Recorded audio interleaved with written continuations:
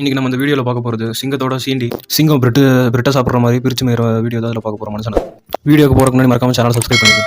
சிங்கத்தில் வளர்க்குற tourist security வந்து சிங்கத்தை சுற்றி காட்டுறதுக்காக போகிறாரு அந்த காட்டில் இருக்க எல்லா வளங்களையும். அப்போ அது சிங்கத்தை வளர்க்குறவர் தன்னோட சிங்கத்தை வந்து காட்டலான்ட்டு வந்து அவன் ஃப்ரெண்ட்ஸை கூட்டிகிட்டு போகிறாங்க, ஊர்லேருந்து வந்திருக்காங்க. அப்படி காமிக்கும் போதும் அந்த சிங்கம் வந்து ஜாலியாக அவங்களோட தாவி பிடிச்சி விளையாடுது, ஜாலியாக வாசி நெருங்கி பழகுது அந்த செக்யூரிட்டியோட.